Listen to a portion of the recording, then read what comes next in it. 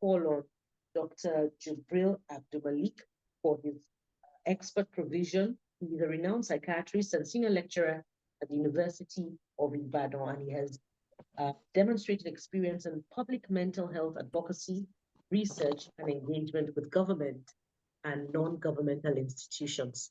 Welcome, ladies and gentlemen. Let's have the emoji as we welcome Dr. Jibril Abdulmalik. You have the floor, sir. Right. Thank you so much. And good evening, everyone. I'm in Nigeria. For those of you who are not in Nigeria, good evening and well done. Congratulations, Adeola, for the very courageous step you've taken. And I just want to contribute to what has been said and especially focus on the mental health aspects and the emotional impact when there are fertility difficulties for the individual, for the family, and so on. We know that our society in Nigeria, across Africa, and most developing countries, there is a huge premium on procreation, on having a family, getting married, and so on. There's a lot of societal pressure, sometimes from your own family members, from peers, sometimes also from religious clergy, that put pressure, tremendous pressure on individuals. And all of us as human beings, without exception, we all have our breaking points. Nobody is a superman or a superwoman or a superhero. We all have our breaking points. And when this pressure gets overwhelming, we can succumb, become emotionally exhausted and overwhelmed, and we simply don't have anything else to give. And when we get to this point where we are emotionally overwhelmed, it can then lead to the first major casualty is your self-esteem. Your sense of self-worth is destroyed because, oh, you're not yet married. Oh, you don't have children. And that pressure damages. You may have a very successful career, may be brilliant academically, have achieved so much, but all that pales into insignificance in the face of ignorant societal pressure, stigma, discrimination, and people actually making fun of you to your face, making comments that are really, very harsh and insensitive, but it's meant to hurt your emotions. And sometimes this also comes even from your family members, even your parents. So what does this result in? Anxiety. Apart from the damage to your self-esteem and sense of self-worth, a lot of anxiety. What is the way forward? When will things improve? When will things change for me? Depression. And following depression comes a feeling of, what am I even alive for? What am I living for? I'm useless, right? Maybe I should just sleep and not wake up again. And that is the beginning of suicidal thoughts. And we've seen individuals going through these challenges who have actually made attempts to take their own lives. Some turn to drugs, a lot of alcohol, and so on, right? And so what do we all need to do? Because all of us, all hands need to be on deck. This is not just for an individual, it is for all of us.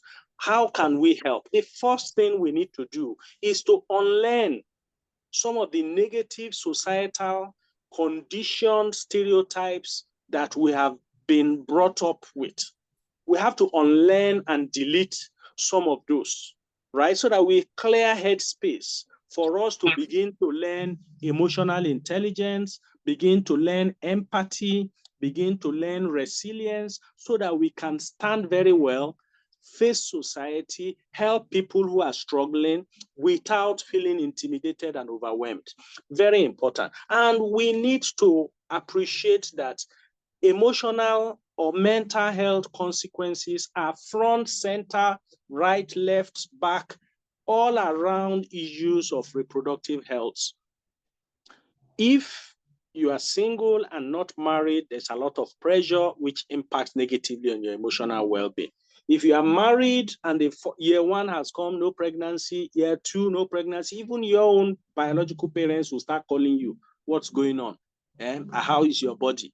And that begins to put a lot of tremendous pressure. So now, if you are married and you are struggling with fertility challenges, regardless of who has the problem, and let's not forget, sometimes you can go and see a gynecologist, they test the man, test the woman, there's no structural abnormality or obvious problem, yet they fail to achieve conception. It's very common. Up to 30% of couples struggle with fertility, and this takes its toll on their emotional well-being over time, wears them down. And if they are not careful, they turn on each other, become irritable, starts drifting apart, places a lot of strain on the marriage or the union or the relationship, as the case may be.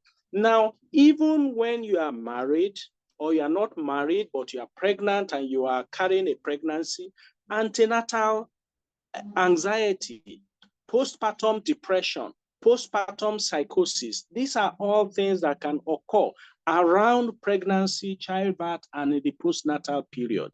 And so if you are also single and you choose the path of single parenthood, you want to either use surrogacy or adopt a child, that also comes with some emotional issues. Sometimes some people have guilt, some struggle with, oh, should I tell this child that I adopted him? At what, or her, at what age should I tell them? Should I have disclosure? Some will say, no, never, don't ever tell them. And so all of this comes with anxiety. So my summary is that in society, in the world we live in today, emotional issues associated with the reproductive life cycle, associated with fertility and fertility challenges are critical, and we must pay attention to it. And I'm really going to just commend the author, the reason why we are all here today, for her courage, for her resilience. I tell you, I mean, she's very open about the fact that she has also had her emotional struggles and challenges and needed therapy. But for me, she is a hero, a heroine, right? Because of her resilience and the courage that she didn't, you know, we all stumble and fall down, but she didn't remain down. She got up, dusted herself, and then she's looking at how can I help others? And that is really what we need in society to make the world a better place than we met it. And so please join me in applauding her courage, her resilience, and for doing this act of community service to all of us and to humanity. Thank you so much. Adeola, this is my appreciation for you. I'm in awe of your courage. Thank you so much. Thank you, Thank sir. you Thank so you much, so sir. much.